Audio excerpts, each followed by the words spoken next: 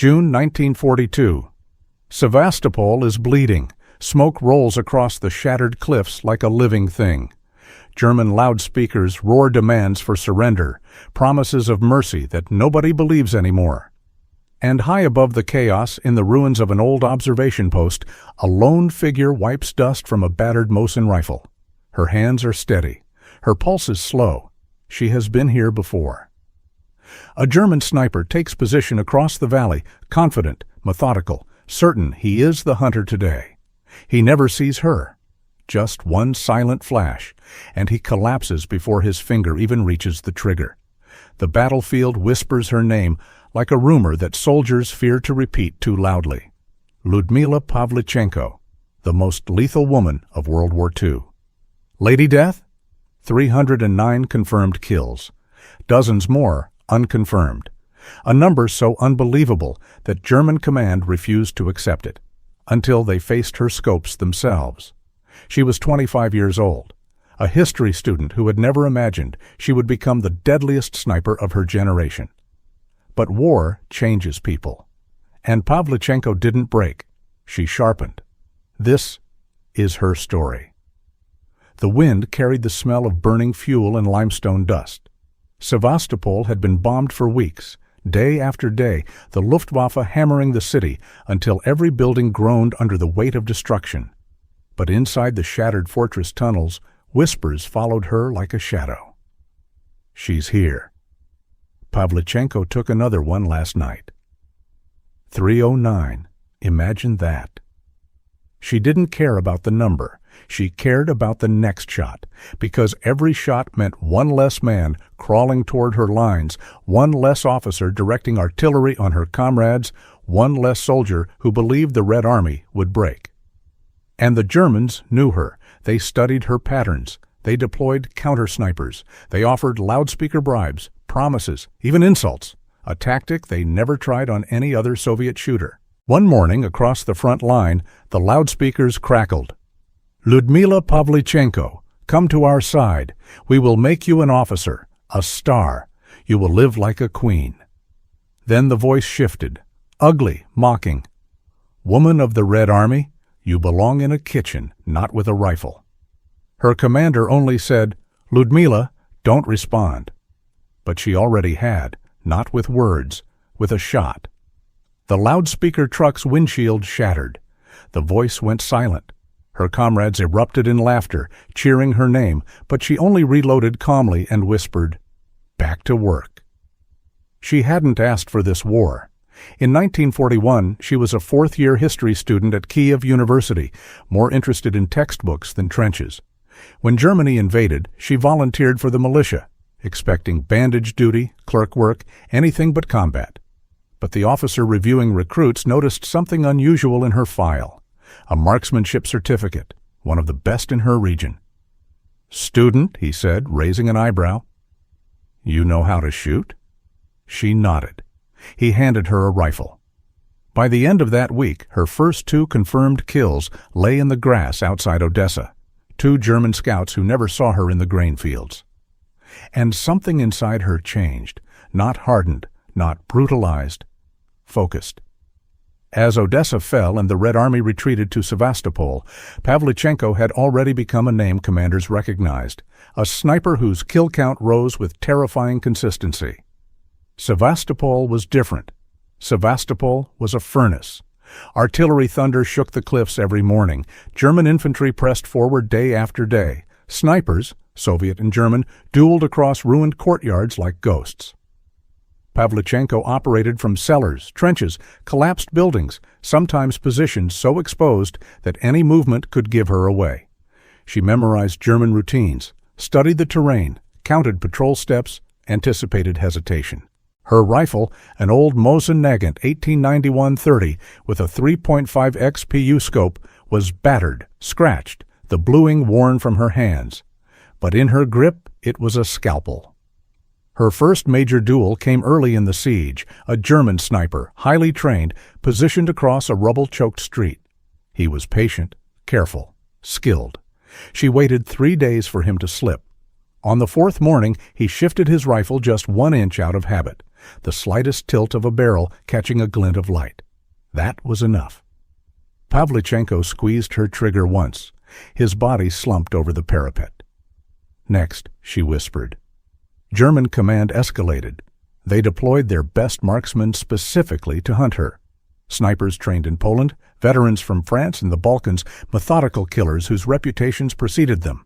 One by one, they fell. She outweighted them, outthought them, outshot them. Sometimes the duels lasted hours, sometimes minutes, in one case, 9 hours. Her spotter fell asleep twice. She didn't blink. When the German finally crawled forward, repositioning for a better angle, she exhaled softly and ended the duel with a perfect center mass shot.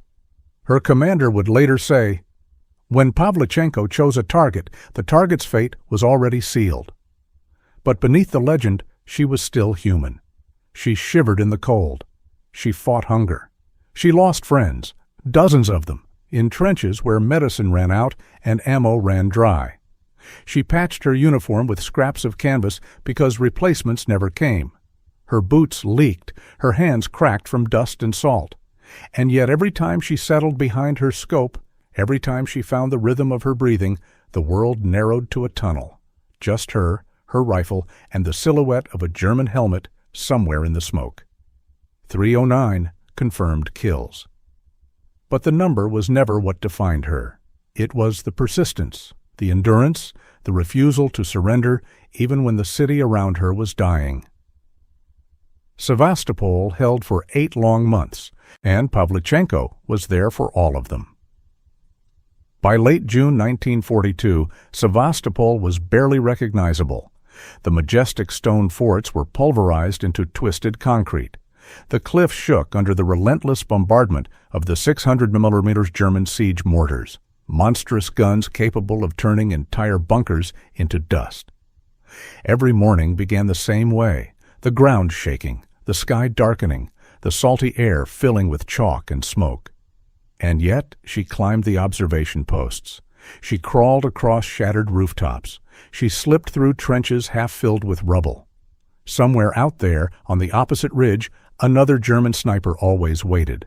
Some of them had heard her name. Some had been ordered to find her. They all failed.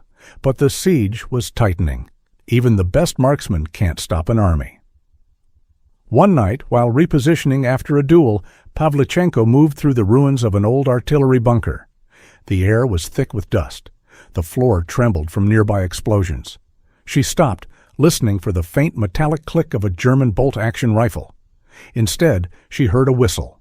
Sharp, rising, rapid. An artillery shell slammed into the ridge. Stone shrapnel tore through the bunker entrance. She felt a searing pain, hot, blinding, across her face. Her world spun. The ground tilted. Her rifle fell from her hands, clattering against the broken concrete. Her spotter dragged her back by the shoulders, shouting her name through the ringing in her ears. Blood poured down her cheek. White dust covered her like snow. Her vision faded to a narrow slit. And for the first time in the entire siege, Lyudmila Pavlichenko was out of the fight. The medics worked on her in darkness, lit only by lanterns. Morphine was scarce. Bandages were improvised from whatever cloth wasn't burned. "You'll live," a surgeon said, pressing gauze to the wound. "But you're done here." She tried to sit up. "No," she rasped. "Sevastopol needs—" "Sevastopol," the surgeon interrupted, "is dying, and dead snipers save no one." She passed out before she could argue. Hours later, when she woke up, she felt the rumble of an engine beneath her.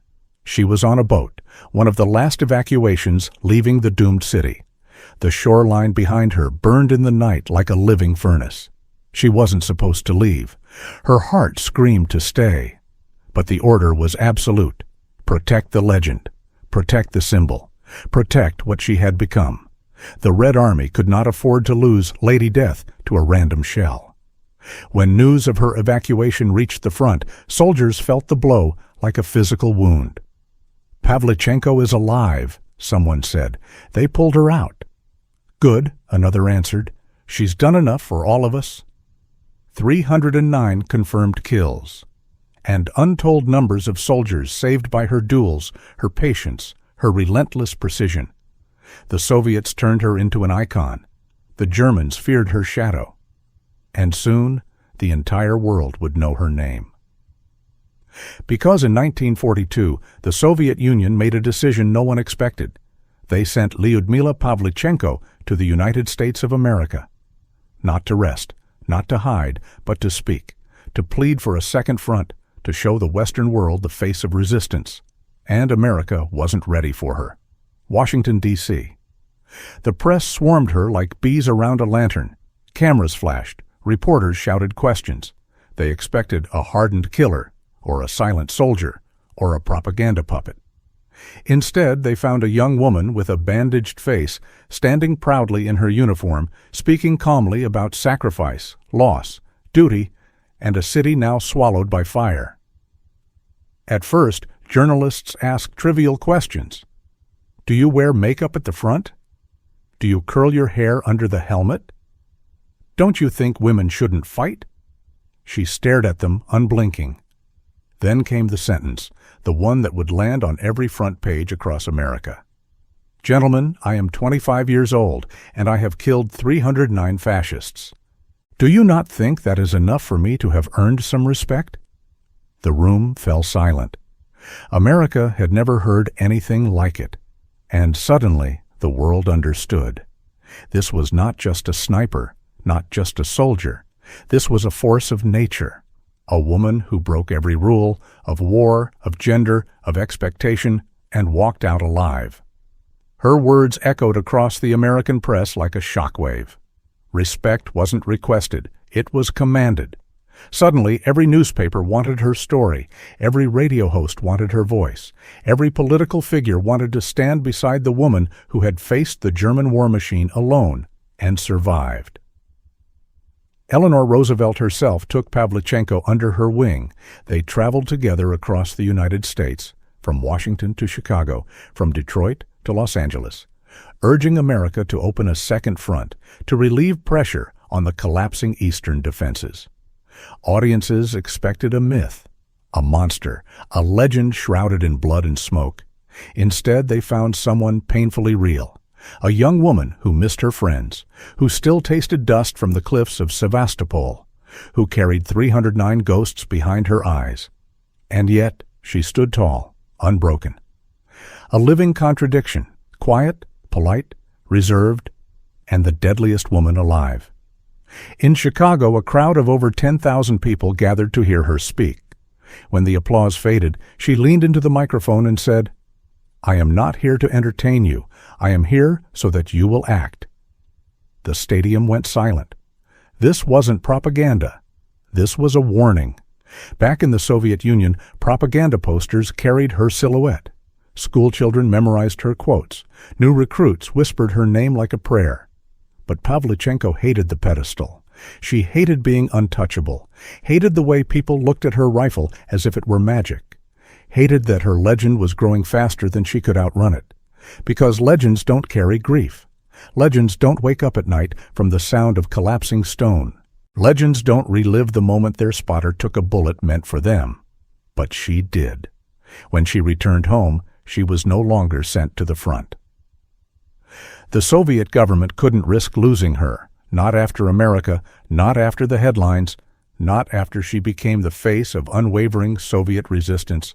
She trained snipers instead, hundreds of them, men and women both, young soldiers shaking with nerves on their first day, terrified of the scope, terrified of failure.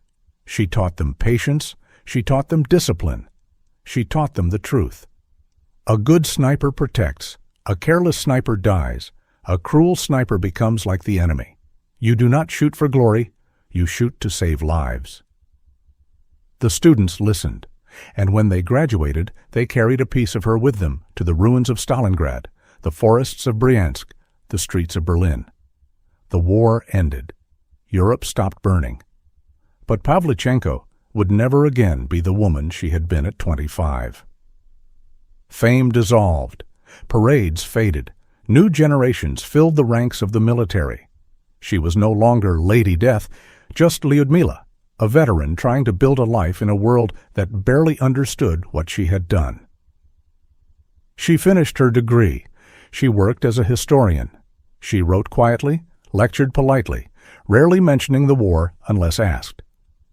And when people pressed her, when they begged her to relive those 309 moments, she always answered the same way. I was just a soldier, and soldiers do what is necessary. Nothing more, nothing less. But the truth? The truth is harder to speak.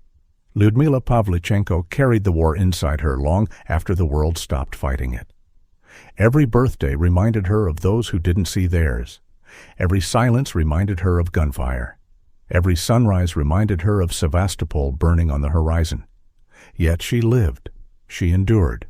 She outlasted the Reich, outlived the generals who doubted her, outshone the propaganda that tried to reshape her into something she wasn't.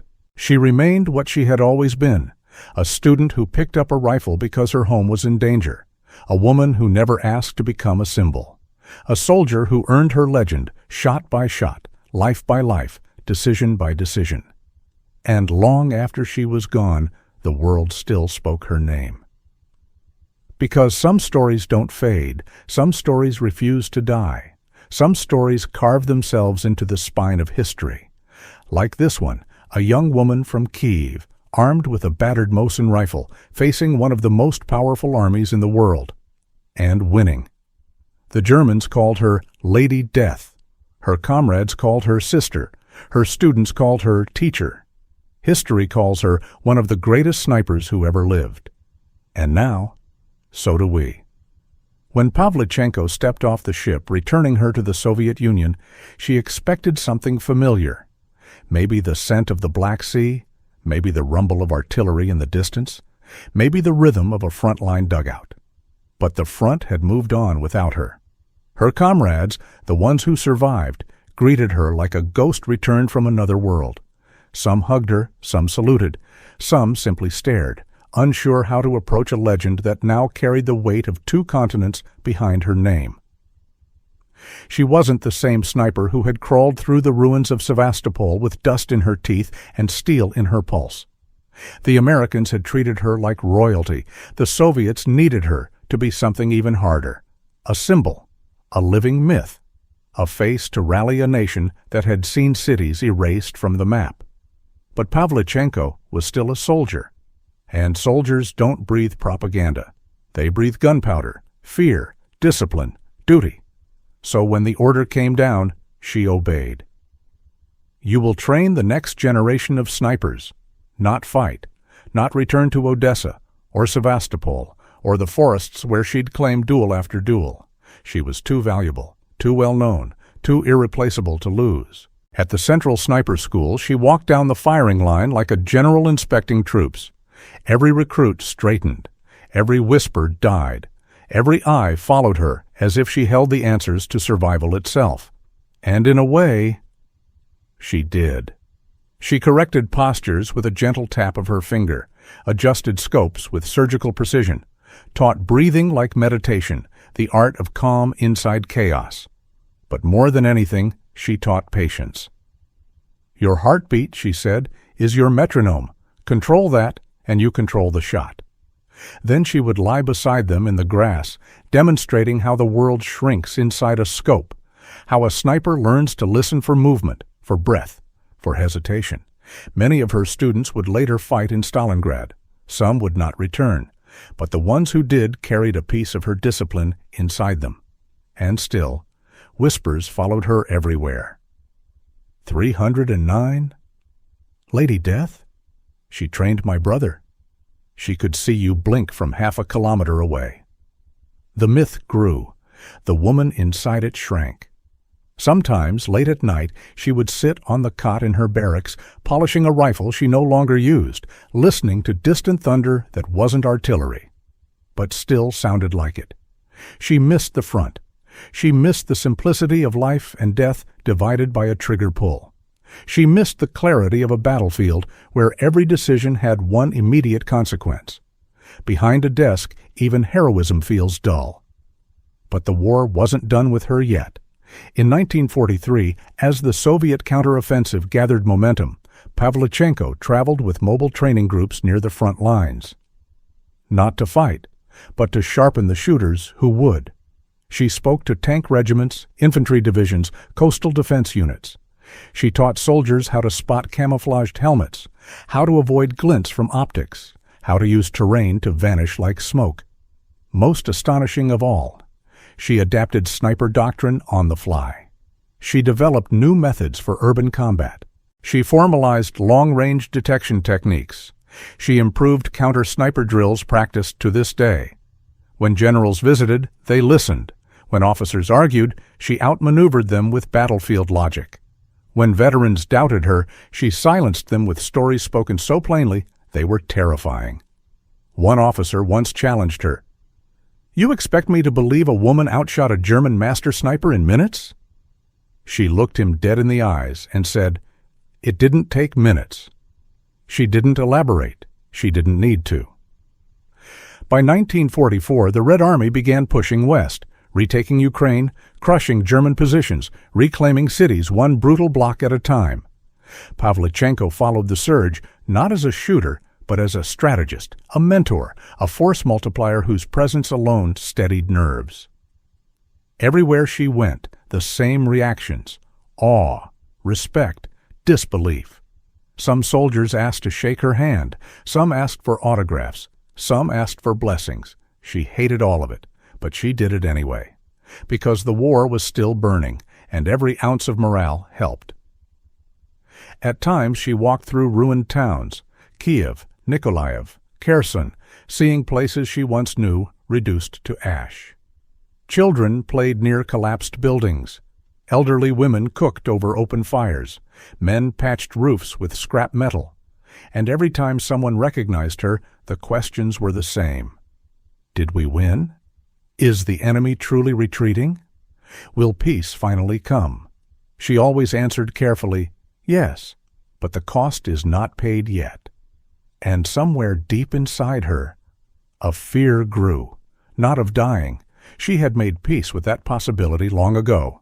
No, she feared the moment the war ended, because if she wasn't a sniper, if she wasn't Lady Death, if she wasn't the defender of Odessa, of Sevastopol, of a battered country, then who was she? A student with a rifle, a historian shaped by violence, a woman carrying memories too heavy for one life. The closer victory came, the more she felt the weight of the identity she would no longer be allowed to wear. By early 1944, victory wasn't visible yet, but it had a shape.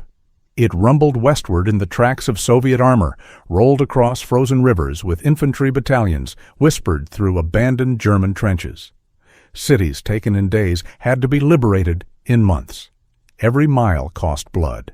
And Pavlichenko traveled with the moving front, not as a sniper, but as something stranger, something she never wanted to become, a symbol of what survival looked like. Whenever she stepped out of a staff car, soldiers straightened without thinking. Whenever she spoke, young officers scribbled notes as if each word was doctrine. Whenever she entered a field hospital, wounded men lifted themselves on trembling elbows just to see her, and each time she felt the same ache. She would rather be on the ridge with a rifle, but command insisted, "Your place is here. Your influence saves more than your bullets ever did." The words were true. They were also a burden. She spent the spring of 1944 teaching urban sniping to troops preparing to retake cities. She showed them where to aim in stairwells, how to fight shadows in basements, how to count windows without exposing themselves. In Kyiv, her hometown, entire neighborhoods had been leveled, yet fragments of her past survived. A street sign, a stone archway, the remains of the university she once dreamed of returning to as a scholar, not a soldier.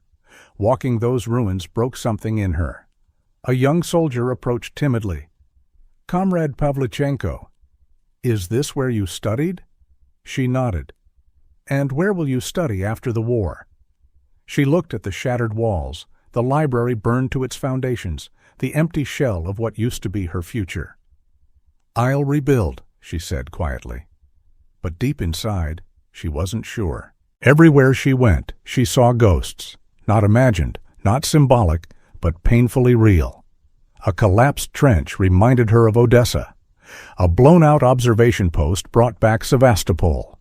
A broken helmet on the roadside flashed with the memory of a duel that cost her a friend. Some nights she couldn't sleep. Some days she drifted into silence without warning. She spoke less, smiled rarely. And when she stood before recruits, her voice carried a gravity that didn't come from legend, but from scars. She watched them carefully, these new shooters, barely old enough to shave. Their hands shook the same way hers once had. Their eyes carried the same mixture of fear and pride. One girl, no older than 19, reminded her painfully of herself. "Comrade Pavlichenko," she asked, "how do you manage the moment after the shot?" Lyudmila paused. Everyone leaned in. She finally answered, "You remember why you pulled the trigger, and nothing else." The recruits exchanged glances, sobered, intimidated, enlightened. They expected a hero's wisdom. What they received was the truth. By summer 1944, as the Red Army crossed into Moldova and prepared to push farther west, Pavlichenko visited a frontline reconnaissance unit. It was close enough to danger for artillery to shake the ground beneath the tent floors. Inside, a young lieutenant unrolled a map for her. "We've identified multiple enemy sniper nests," he said. "Would you advise us?"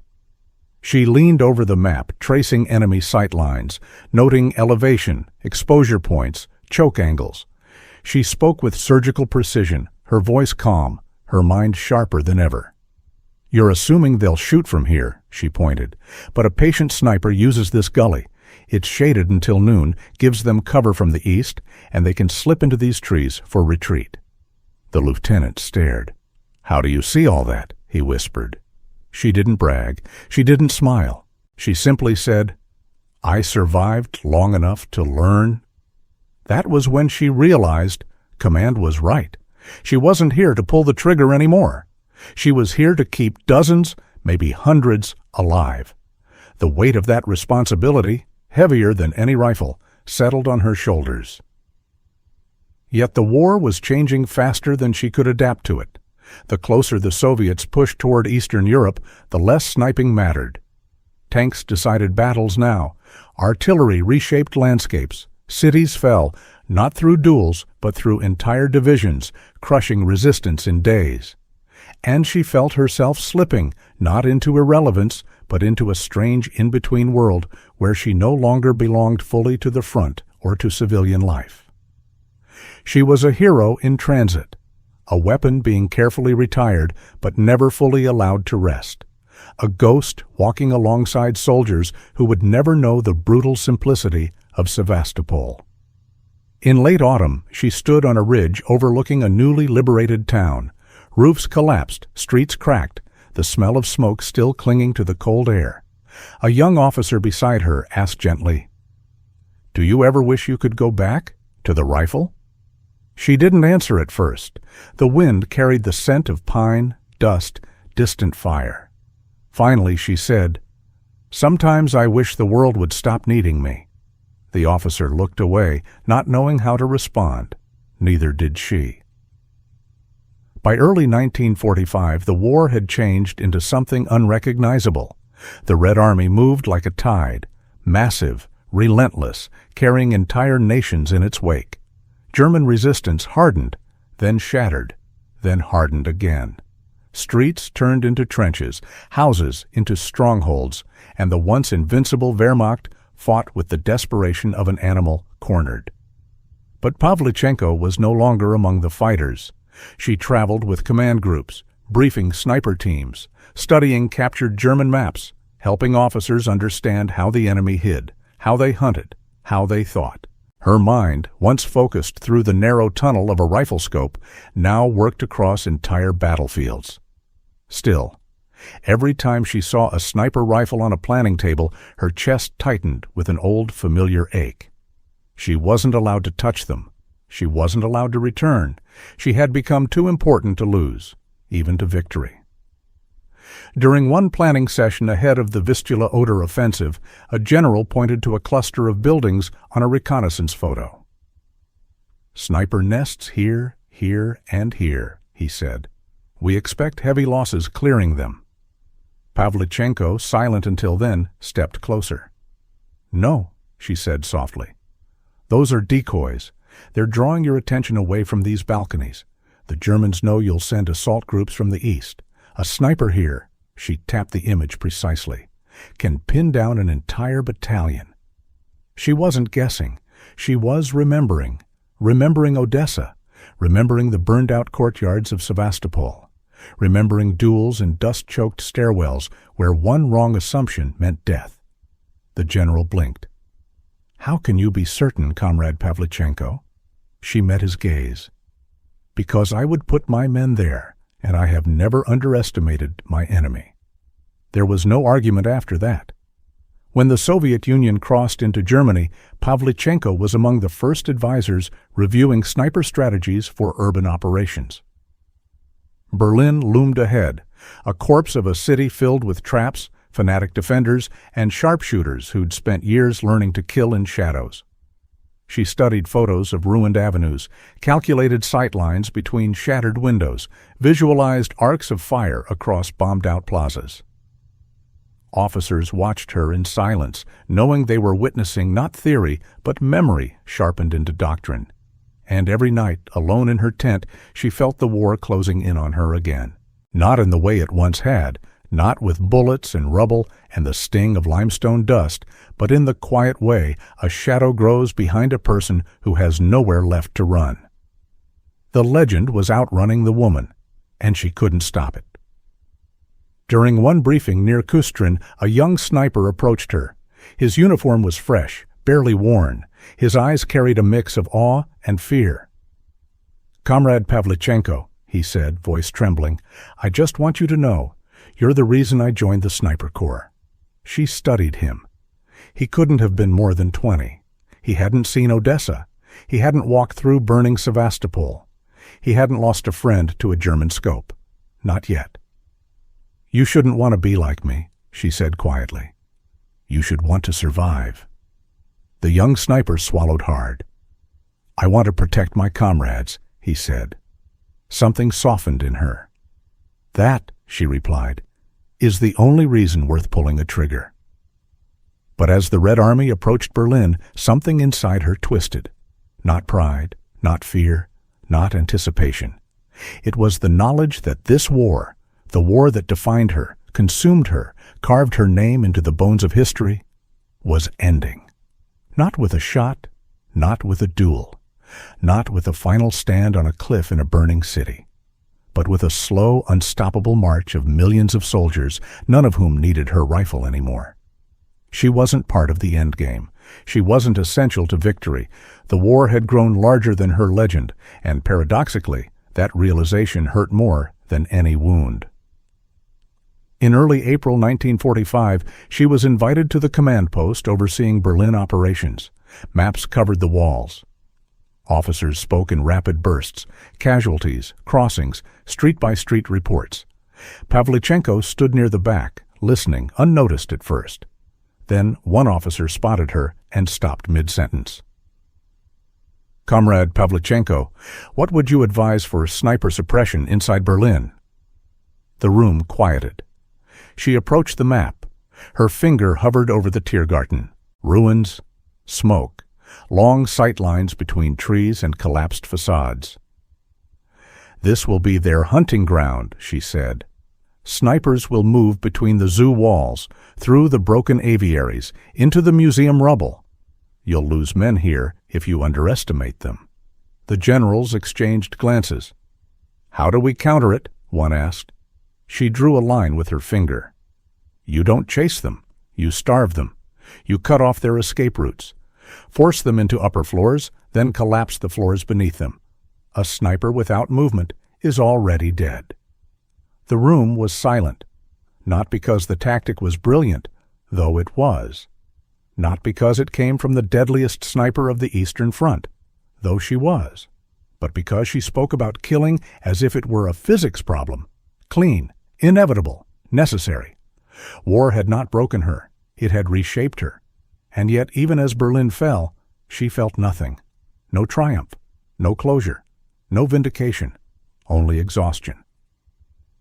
She watched tracer fire arc across the night sky like dying stars. She listened to artillery echo in the distance like a memory refusing to fade.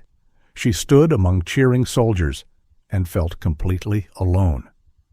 Because the war that made her famous, that took friends from her, that turned her into a legend, that demanded every ounce of her youth, was ending without her. Not with her rifle, not with her breath slowing behind a scope, not with a final duel worthy of her myth, just ending. And she didn't know who she would be when it was finally over.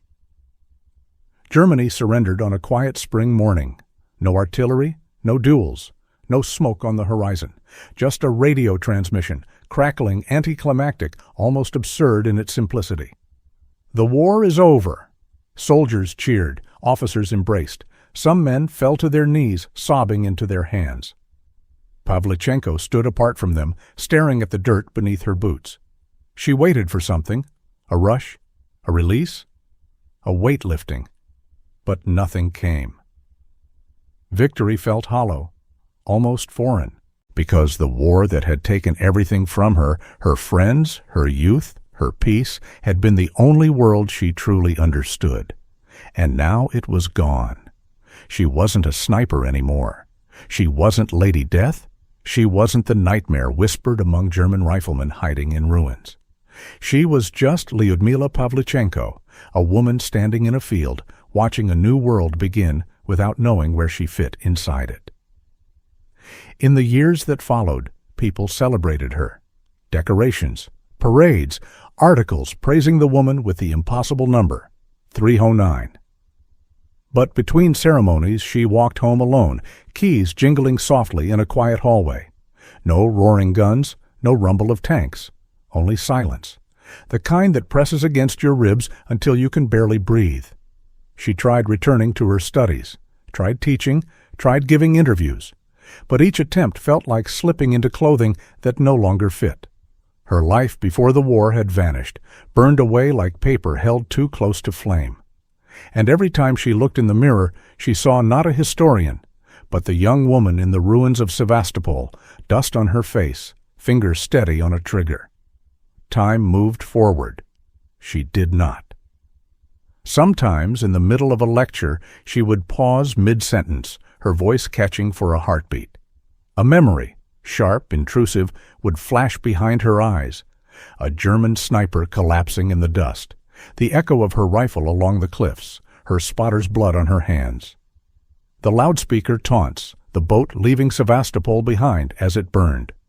She always finished the lecture, her voice never fully broke, but afterward she would sit alone in a quiet room until her hands stopped shaking.